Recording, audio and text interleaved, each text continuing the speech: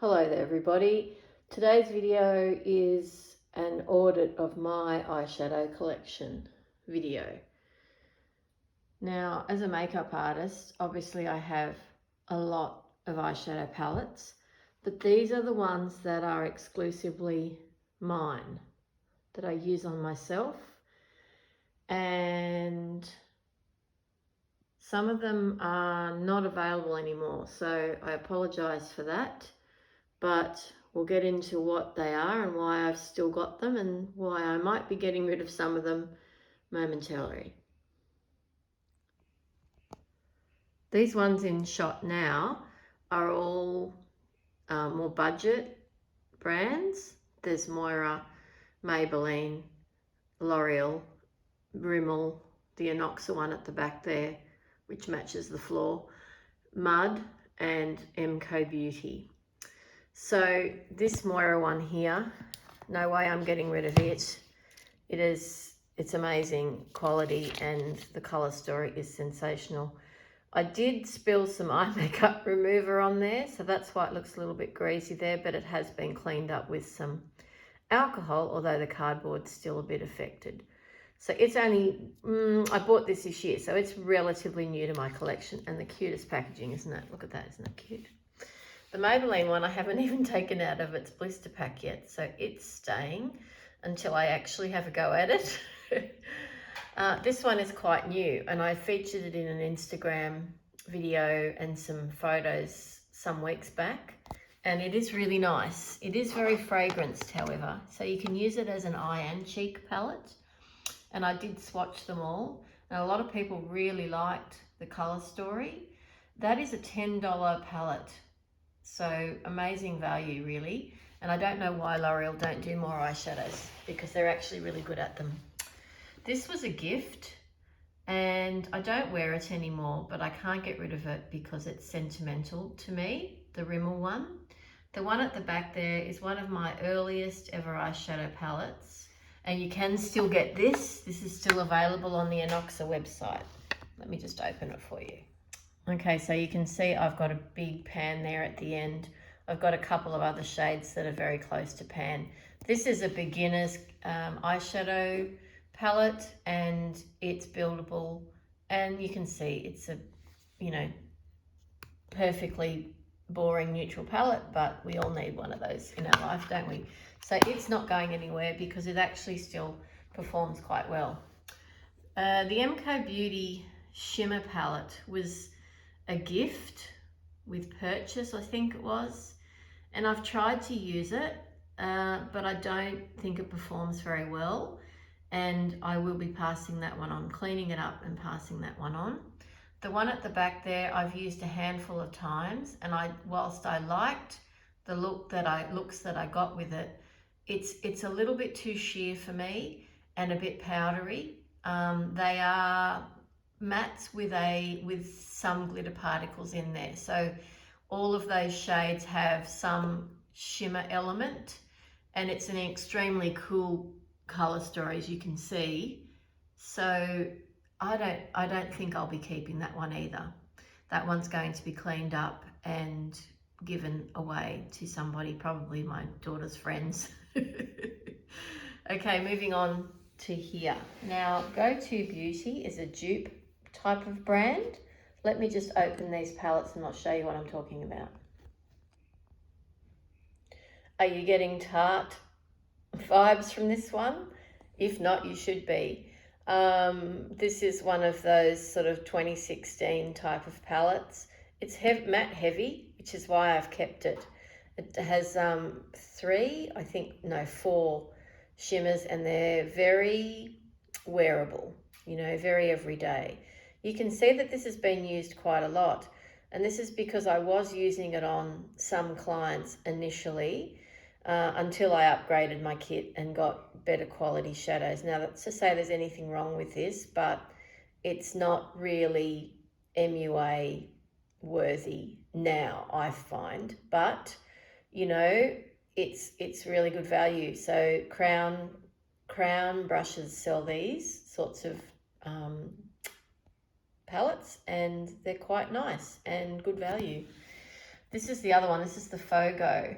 So this is like Urban Decay.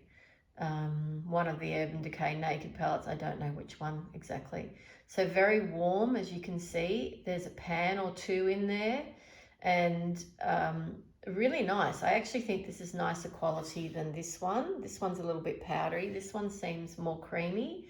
So even though I don't dive into it on clients anymore, I still use this on myself because, you know, I love my oranges, my rust colors a lot. And that's why I've retained this one. So neither of those are going. Here are what I'm categorizing as my higher end palettes. Two of them were actually gifted to me by Samantha Izundu, which was so nice of her. This Made by Mitchell Feet on the Ground palette, which has that incredible neon yellow and is probably up there with Avocado Toast as my favorite green palette. I do wear this one. The color story really speaks to me, and at the moment I've been watching Angelica Nyqvist's new Odin's Eye palette release, and I'm thinking I might be able to dupe quite a few shades from her new collection in this. I'm not saying that Made by Mitchell is the same as Odin's Eye, but in terms of colors, I think I can probably get those greens and some of those yellows and certainly that bright orange working for me the way they should. One of the great things about this palette, it has a matte white, like a pure white matte, and an absolutely gobsmackingly good black matte. So the quality of this palette is really great, and you can buy these Made by Mitchell palettes from Glam Radar still. The Odin's Eye Verdandi, I think that's how you say it, palette that Samantha also sent to me, which was very nice of her. I must say, I do struggle to work out how to use it. Hang on a second. So back to the Verdandi palette. I use this shade quite a bit. I use this shade quite a bit. I even use this one quite a bit, but I don't know how to use those. They are a pressed glitter, and the gold and the silver so close together does make it a bit cumbersome. So even though I do use it, it is a very fine quality palette. I don't use those middle shades, and I suspect that's why Samantha stopped using this palette too. Though I don't know for sure, but I suspect that's why. I just think it's odd that they've got that silver there when that is not necessarily a cool tone. There are gold glimmer particles in that. So I don't know. It's a little bit confusing, but it's really lovely, and I do dip into it. You can see I've used it quite a bit. There's some dips in there for sure. So I'm keeping it, but I never use some of it. You know what I mean? The Subculture palette, one of the most controversial eyeshadow palettes of all time. What a bizarre thing to say. Let me just open it for you. Okay, I didn't bother to clean this up, did I? But you can see that I use this, and I use it well. Now, some of these mattes up this end are a little chalky, I've got to say, but that electric shade is one of my all-time favorite shimmer shades. And Cube, let me just show you what Cube looks like when it's swatched. It is amazing. A white base with so much opacity that turns pink purple. See if I can get that to focus. Incredible. And electric. Let me just get a bit more of that. Look at that. Isn't that amazing? Beautiful. So I use Fudge a lot. I use Roxy a lot. I use New Wave a lot. Adorn, you can see the ones I use a lot. I want to start using Edge a bit more because it is a colour that's increasingly appealing to me. But as for Untamed, I don't think I've ever used Untamed, and I don't think I might have used Axis once. So they're the sorts of colours that I find a bit too grungy for me, but you know, beautiful. And one day I might sort of just pop them out and just keep the palette the way I want it to. But people say, oh, it's stupid, it's horrible, the quality's bad. I don't agree. So, yeah, that's definitely staying for the time being anyway, until it, they start to really crack up and dry.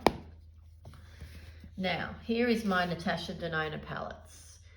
The new I Need a Nude, obviously not getting rid of that. I'm just going to open them up and show you all of them. Right, so this one is the Love palette. I'd say this is my least used of my Natasha Denona palettes because it's a very specific colour story, as you can see. I really love the MIDI formats, the 15 pan formats, because you get enough variety in them to create a number of looks. And yes, I can go purple, I can go pink, I can go berry in here, but obviously it's a Love palette. It's a Valentine's Day release, so hence the packaging, which I also love. Yeah, but that is my least used. The Dream palette, my Dream palette, came out beginning of this year, end of last year, I think. Absolutely exceptional quality and an amazing colour story that I can get so many looks from. I don't agree that the Blackest Black is the blackest I have. The Made by Mitchell is blacker, if you will. But I use this a lot, and you can see which shades I'm leaning towards most. That shade Invention is a beautiful duochrome, and that shade Instinct, oh my gosh, I have to swatch it for you. It's so nice. It is the most beautiful satin matte. Look at that, look at that. That's one swipe with my finger. Let's try again. Beautiful, isn't it? Let's have a look at this one.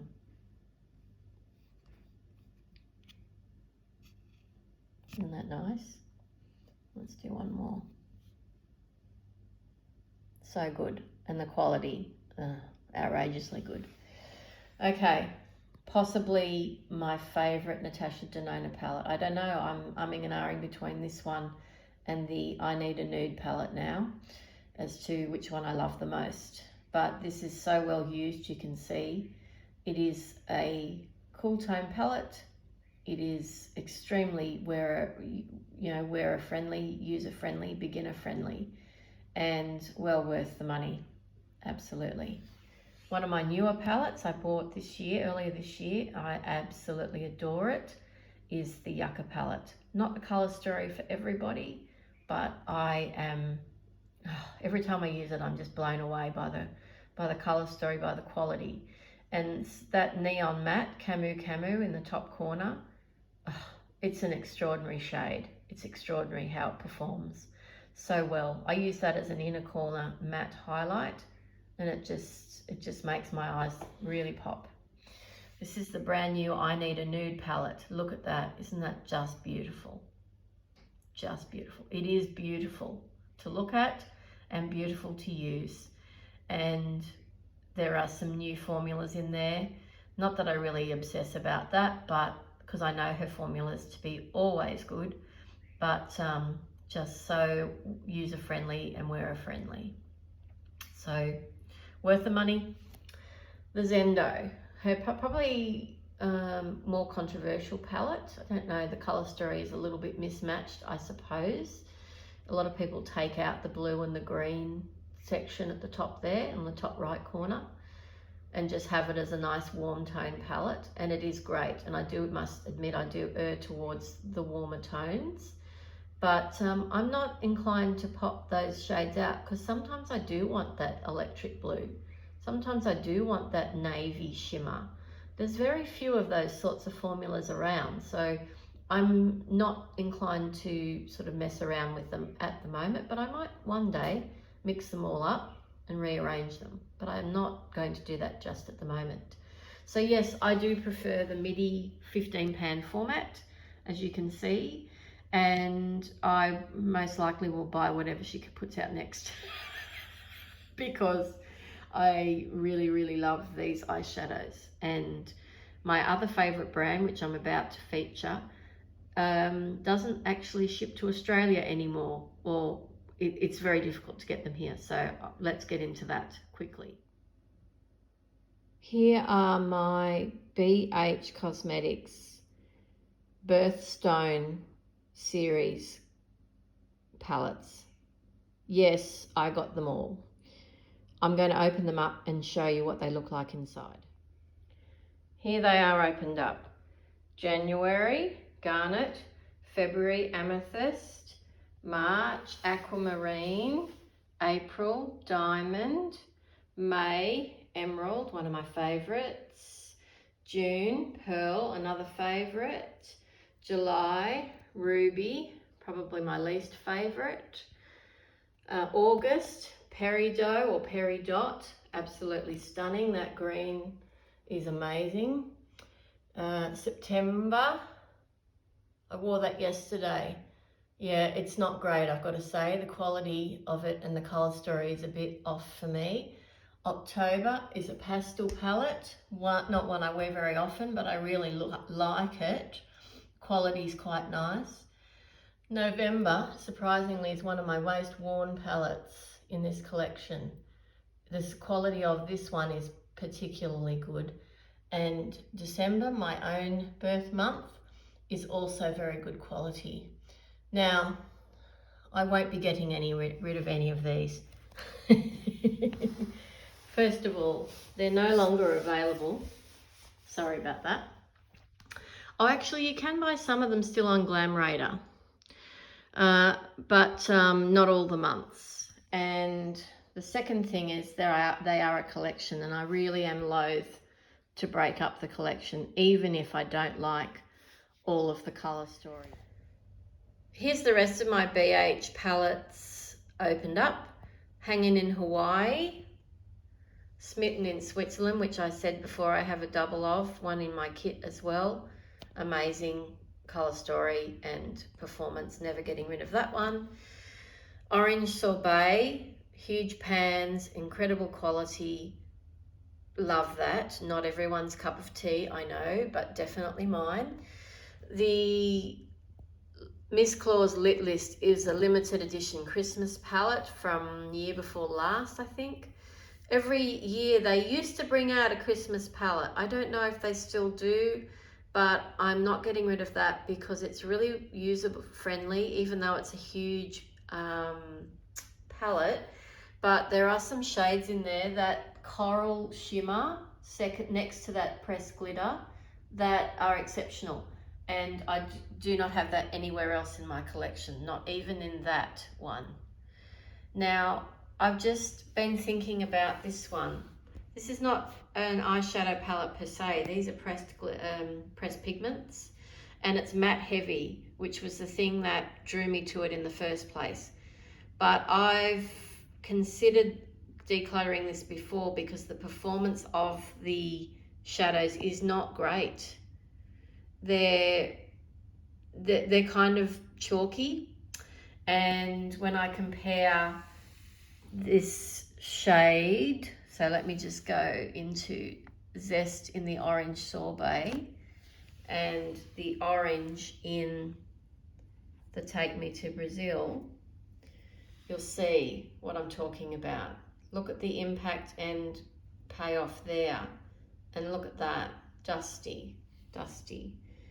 So I know they're not exactly the same color, but you can see the quality difference. So I've kept this palette because it has yellows in it, but let me just show you what the yellows do. Not much. And I'll go back to the tangerine in the Orange Sorbet. You can see again the difference in quality there. These two fingers here look, you know, they look chunky, don't they? These ones here much smoother.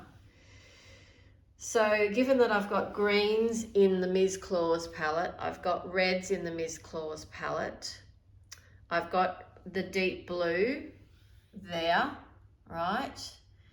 I don't have any purples in these palettes, but then these purples here are really good, that row there. And then I've got purples there, pastel ones. And here, well, we'll come to that palette momentarily because it's definitely not going anywhere. So I've decided that I will part with the Take Me to Brazil pressed pigment palette. because I think it's kind of redundant in my collection now. Okay, so here is the Lost in Los Angeles palette, one of my only true pastel palettes. And yes, I need a companion palette to use it, but it's so pretty and it's so fun, especially for summer.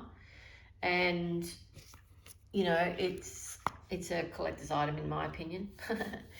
Then we've got Blueberry Muffin and Avocado Toast, also fairly cult-esque types of palettes. People that love eyeshadow will know about these palettes. And the colour story is ridiculously good. So if I'm wanting a purple, I'm more than covered, aren't I? Really? You know, they're just incredible. That shade Stud Muffin is the most extraordinary midnight blue shimmer. Let me just show you, find a clean finger here, or cleanish finger. It's so deep. Where is my finger, my thumb? So deep.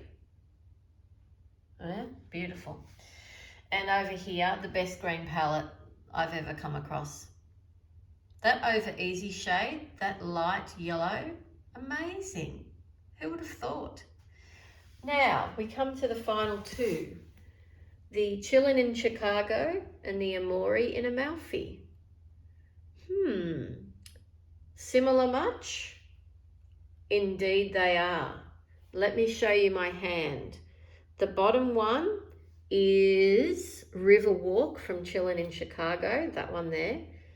That one above it is Amalfitana from the Amalfi palette. They are the same shade, but are they the same quality? Let's compare. Indeed they are not. This one is much better quality. Let's look at these two. The bottom one again is Jazzy from the Chillin' in Chicago palette, and the corresponding shade Sorrento in the Amalfi palette. Now there's actually not that much difference between them. That's pretty comparable actually. The third ones I'm comparing here, Chicago Dog with Salerno. Same colour. The bottom one is the Chicago, the top one is Salerno. There's just more colour payoff from this palette, which is an older palette, but clearly the better formula, that BH. BH had different grades of formula, and sometimes they were amazing, and sometimes they were good. This one is the good formula. This one is the amazing formula. So I am keeping this one. And it's cute packaging too. And this one's also in cute packaging. And I'm giving that one to my daughter. She saw that and she said, "Oh, I really like that, Mum." And I said, "You can have that one." I was cleaning it up. And I said, "You can have that one." Because she doesn't live in the world of eyeshadows like I do. So I will take the better quality one, and she can have the slightly less quality one in a colour story that she really likes. And we're both happy then. So I am actually decluttering these 4 palettes. Let's do the tally of how many palettes I actually have. I have 12 of those birthstone palettes. I have 8 other BH palettes that I'm keeping. So that's 20 so far. I have 5 Natasha Denona MIDI palettes and 3 other high-end palettes. So that's 8 high-end palettes. We're up to 28. I'm keeping these 2 dupe palettes for the time being because they still perform quite well. And then I've got my more budget palettes, the L'Oreal, Inoxa, Rimmel, Maybelline and Moira. So that is 1, 2, 3, 4, 5, 6, 7. 28 plus 7 is 35 in total.